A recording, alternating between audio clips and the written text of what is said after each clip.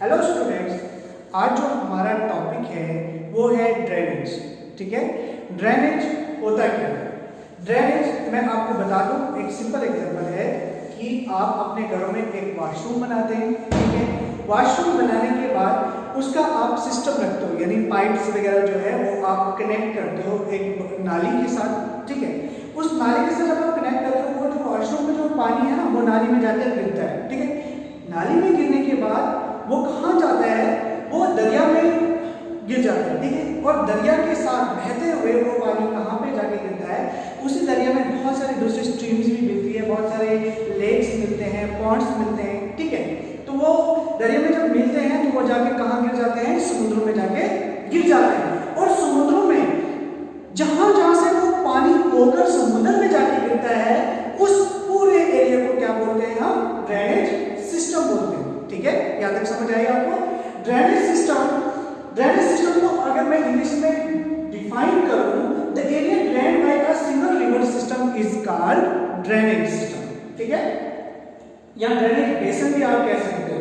ठीक है, अगर मैं आपको बता दूं कि ड्रेनेज इसमें क्या होता है कि देखो, अगर मैं ये आपको एक माउंटेन्स बनाता हूं, यानी मैं पहाड़ी बनाता हूं। ठीक है, तो आपने देखा होगा इस पहाड़ी को मैं थोड़ा इस एरिया में दिखा दूंगा आपको ताकि आपको अच्छे से समझ आए। बारिश पड़ती है, बारिश पड़ने के बाद यहाँ आइस मेल्ट होने के बाद ये पानी जो है ये ऐसे आ जाता है और ये पानी बनता है, कोर्स बनता है, वाटर कोर्स बनते हैं, दो कोर्स में डिवाइड करते हैं, आधा पानी इस साइड आधा पानी इस साइड। ठीक है, पीक से होकर तो ये कोर्स जो है इसको हम कह सकते हैं, दोनों को मिलाकर कह सकते हैं हम वाटर डिवाइड। यहां तक समझ आई आपको? तो इसको क्या कहते हैं? हम वाटर डिवाइड। ठीक है, तो अब ये था आपका ड्रेनेज सिस्टम। चलो जल्दी मैं आपको थोड़ा ड्रेनेज की थोड़ा रिकॉल करा देता हूं कि मैंने ड्रेनेज सिस्टम क्या बोलता है कि वो एरिया जहां से पानी होकर गुजरता है, चाहे आपके वॉशरूम की पाइप से होकर गुजरे, चाहे नाली से होकर गुजरता है, यानी जहां से पानी होकर गुजरता है, दरियाओं से जहां से पानी होकर गुजरता है, उस सब एरिया को क्या बोलते हैं? Drainage system. तो स्टूडेंट्स ये क्या था? ये था ड्रेनेज बेसिन। ठीक है, मैंने आपको समझाया ड्रेनेज होता है क्या। अब हम डिस्कस करेंगे अपने हिंदुस्तान की बात करते हैं हम। ठीक है, अब हम अपने हिंदुस्तान में बात करेंगे कि ड्रेनेज सिस्टम ऑफ इंडिया। ठीक है,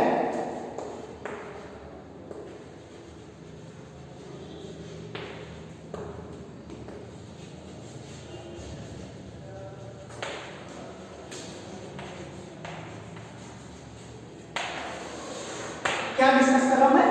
ड्रेनेज सिस्टम ऑफ इंडिया। अब हमारे हिंदुस्तान की बात करें कि drainage system of India are mainly controlled by the broadly feature of the subcontinent. According to the Indian rivers are divided into two major groups. जो हिंदुस्तान के दरिया है ना, मतलब जो रिवर सिस्टम है ना, हमारा ड्रेनेज सिस्टम है ना, वो दो मेजर ग्रुप्स में डिवाइड हुआ है। एक आ गया आपका हिमालयन रिवर्स।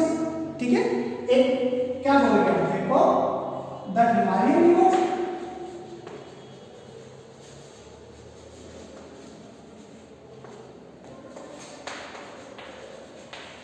और दूसरा आता है आपका पेनिनसुलर रिवर्स।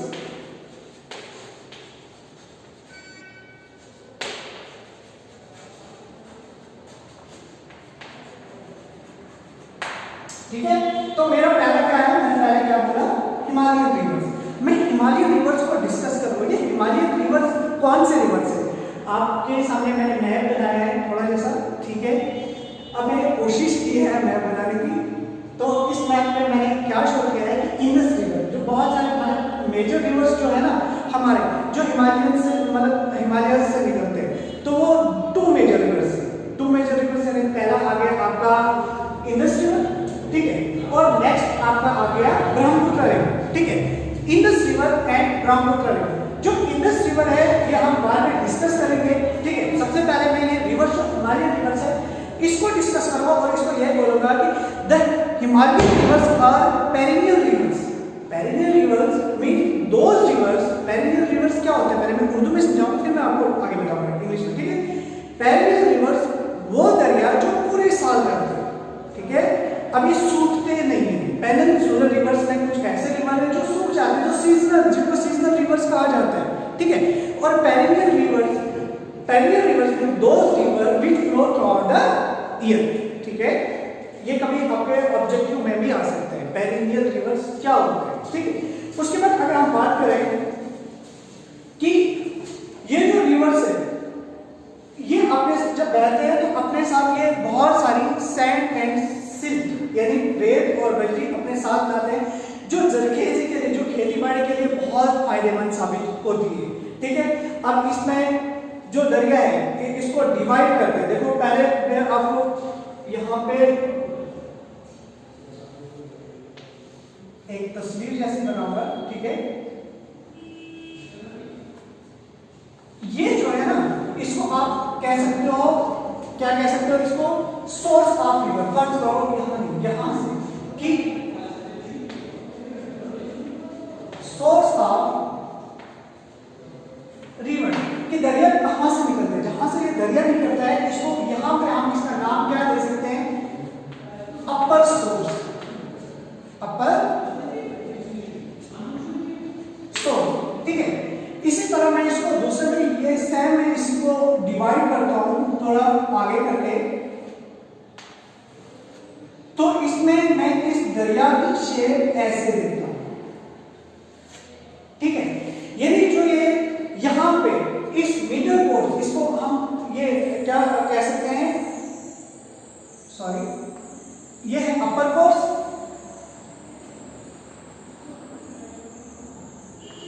ठीक है। ये नहीं यहां पे मिडल कोर्स,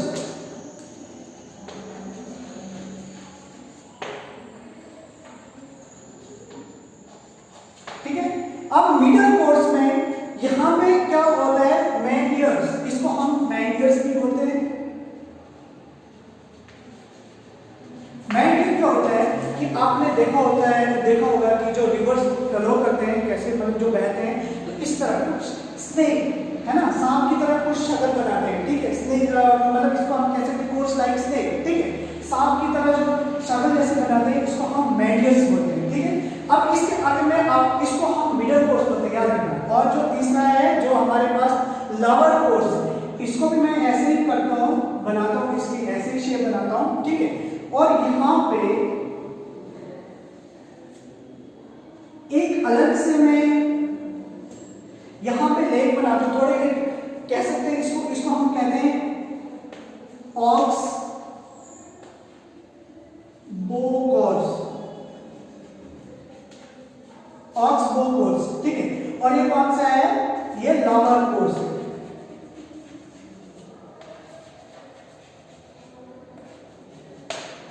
ठीक है। अब जो ये लोअर कोर्स है इसमें क्या हम क्या कर सकते हैं कि इसमें क्या कह सकते हैं कि जो ये ऑक्सबो कोर्स, एक नई बात आई आपके लिए कि ऑक्सबो कोर्स होता है क्या है। भाई आप ऑक्सबो, बो तो आप बो से तो आपको पता चला ही होगा कि बो क्या होता है, बो कमान होती है, ठीक है। जैसे तीर कमान जिसको हम बोलते हैं, ठीक है। अब ये क्या होता है कि ये एक अलग से ये एक लेग बन जाता है, अलग से एक लेग निकलता है जिसको किस नाम से जाना जाता है, ऑक्सबो लेग, ठीक है। बाद में आगे फिर ये क्या बनाते हैं, आगे जब ये सी में समुद्र में जाके गिरता है इसको डेल्टा बनाते हैं, याद तक समझ आई। अब एक बार और रिपीट करता हूं मैं, सबसे पहला जो यहां पे सोर्स है, ठीक है। अपर कोर्स में सोर्स ऑफ रिवर पानी का मतलब जो दरिया है वो जहां से निकलते हैं, ठीक है, अपर कोर्स कहा जाता है। मिडल कोर्स में मैंडियर्स, जैसे मैंने आपको कहा कोर्स लाइक स्नेक, सांप की तरह जो बनता है, ठीक है। तो उसके बाद लोअर कोर्स जो है ऑक्सबो कोर्स, इससे निकलता है। और उसके बाद ये लोअर कोर्स में आखिरकार जाके कहां पे गिरता है, समुद्र में जाके गिरता है और यहां पे ये डेल्टास बनाते हैं, ठीक है। अब यहां से आगे नेक्स्ट जो हम डिस्कस करने वाले हैं, अब हम हिमालयन रिवर्स की बात कर रहे हैं, तो हिमालयन रिवर्स में हम कैसे बोल सकते हैं कि जो हिमालयन रिवर्स के मेजर रिवर्स है, सबसे पहले हम बात करेंगे किसकी, इंडस रिवर सिस्टम, ठीक है। जो मैं आपको यहां पे बोलूंगा द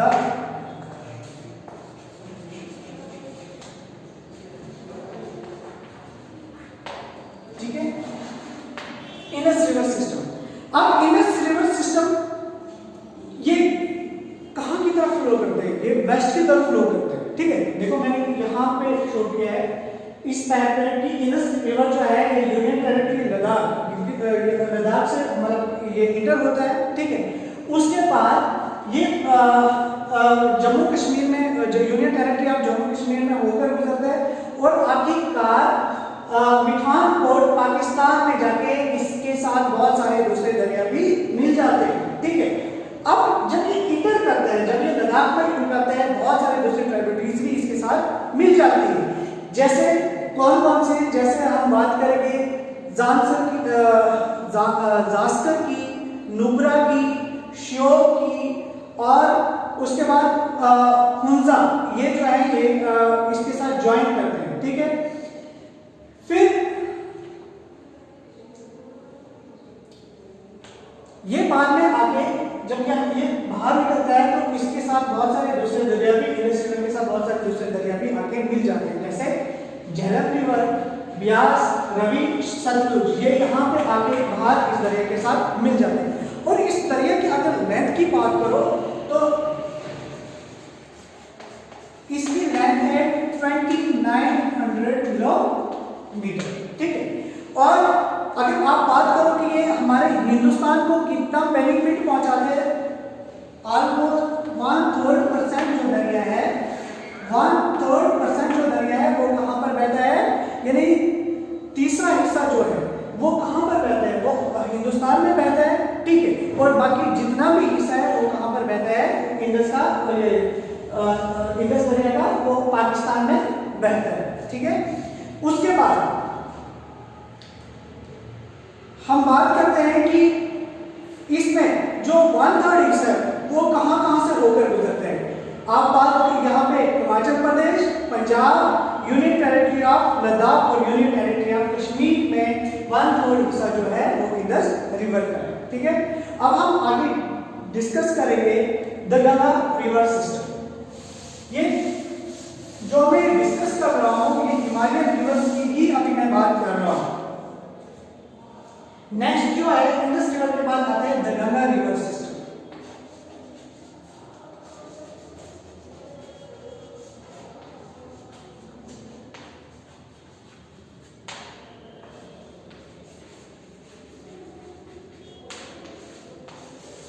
ठीक है, गंगा रिवर सिस्टम की अगर मैं बात करता हूं तो गंगा निकलता कहां है? गंगा जो है वो गंगोत्री ग्लेशियर से निकलता है, ठीक है। जब ये जहां से निकलता है ना तो इसको किस नाम से जाना जाता है? भागीरथी के नाम से इसको जाना जाता है, ठीक है। और बाद में ये आगे कहां पे मिल जाता है? ये अलकानंदा, देवप्रयाग में आके अलकानंदा रिवर के साथ मिल जाते हैं, देवप्रयाग उत्तराखंड में आके मिल जाते हैं। उसके बाद फिर ये हरिद्वार में, मतलब हरिद्वार ये माउंटेन से होकर ये डीप गर्स से निकलकर हरिद्वार में आ जाती है, ठीक है। हरिद्वार में यानी प्लेन एरिया में इंटर हो जाती है और ये दरिया जो है अपने साथ बहुत ज्यादा सैंड एंड स्लीट लाती है, जो जरखेजी जो है इस एरिया में, यहाँ पे मैंने मैप में शो किया है, यहाँ से होकर, ठीक है, यहाँ पे आके सबसे पहले यहाँ अलकानंदा जो है यहाँ पे आके मिल जाता है, ठीक है, ये दरिया। तो ये पूरे इस एरिया को फर्टाइल बनाता है, पूरा एरिया। इसमें बहुत सारे दूसरे दरिया भी आके मिलते हैं, जैसे ये वाले चंबल, बेटवा, सांस, इन दरियाओं को हम क्या बोलते हैं? वेस्टर्न फ्लोइंग रिवर्स, ठीक है।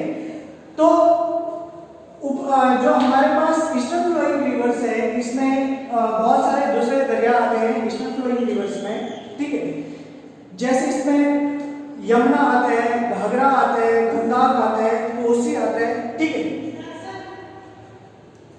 अच्छा, तो अब ये जो यहाँ पे है, आपने देखा होगा कि आपने सुना होगा न्यूज में, जब मॉनसून सीजन होता है तो मॉनसून सीजन में क्या होता है? बारिशें होती हैं, ठीक है। तो बारिशों में बहुत ज्यादा फ्लड एरियाज में आ जाते हैं। बहुत सारा आपने सुना होगा कि बहुत सारे एरिया जो है वो फ्लड में बह रहे होते हैं, ठीक है। कुछ लोग तो घर छोड़ चुके होते हैं, कुछ लोगों की जान चली जाती है, कुछ की प्रॉपर्टीज को बहुत ज्यादा नुकसान होता है, ठीक है। लेकिन इसके साथ साथ एक फायदा भी होता है कि ये जो हम कह सकते हैं कि तूफान जो आते हैं, मतलब जब ये यहाँ पे वाटर राइज अप होता है, वाटर के राइज अप होने से क्या होता है कि अपने साथ ये जो सैंड और स्लीट लाते हैं, तो इसके साथ जमीन के अंदर जो है फर्टिलिटी भी बढ़ जाती है और इसी की वजह से होते हैं फसलें भी जो है इन्हीं एरियाज में ज़्यादा अच्छी बनती है, ठीक है। और ये कह सकते हैं कि लाइफ अगर एक साइड से देखें तो जब यहाँ पे समुद्र मतलब ये पानी जो चढ़ जाता है, पानी में चढ़ने से लाइफ और प्रॉपर्टी का नुकसान भी होता है, लेकिन हम एक वजह से ये भी कह सकते हैं इससे फ़ायदा ये होता है कि हिंदुस्तान की इकॉनमी में ये एक अहम रोल अदा करती है, यानी बहुत सारा यहाँ पे एग्रीकल्चरल एक्टिविटीज़ होती है जिसकी वजह से बहुत सारा पैसा हमारे हिंदुस्तान के लिए आता है, ठीक है। उसके बाद यहां से होकर ये आगे जाकर जब ये गंगा जो है आगे फ्लो होता है, ठीक है, ये आगे जाकर वेस्ट बंगाल में जाके गिर जाता है। अब इसमें एक जगह है फराक, कौन सी जगह है? फराका टाउन है, एक वेस्ट बंगाल में एक टाउन है फराका, ठीक है। यहां से ये स्प्लिट अप हो जाती है, यानी जो इसकी मेन ट्रिब्यूटरीज है ना, तो ये डिस्ट्रीब्यूट हो जाती है, यानी ये डिवाइड हो जाती है, ठीक है। ये इस साइड एरिया में ऊपर के लिए चली जाती है, मतलब यहाँ से जो ब्रह्मपुत्र रिवर है यहाँ पे आ जाता है, ठीक है, मेन स्ट्रीम। लेकिन एक स्ट्रीम जो होती है यहाँ से होकर सीधा बे ऑफ बंगाल सी में जाकर गिर जाती है, ठीक है, बे ऑफ,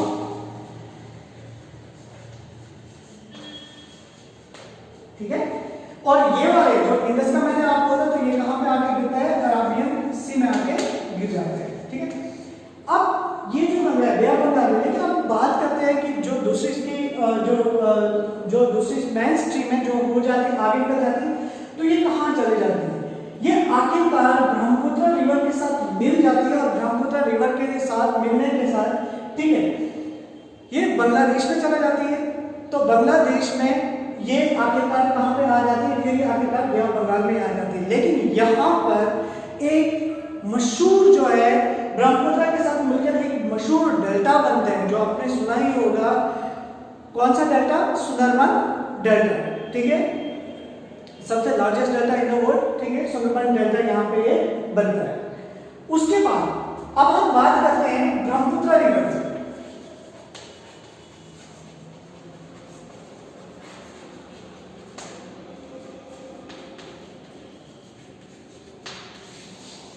ठीक है, अब ब्रह्मपुत्र रिवर्स जो है, ब्रह्मपुत्र रिवर्स हम कह सकते हैं कि ये हमारे हिंदुस्तान की, यानी नेपाल से ऊपर हिंदुस्तान की पैरेलल में होकर गुजरते हैं, और आखिरकार आगे यानी कहां पे आते हैं ये ब्रह्मपुत्र रिवर्स?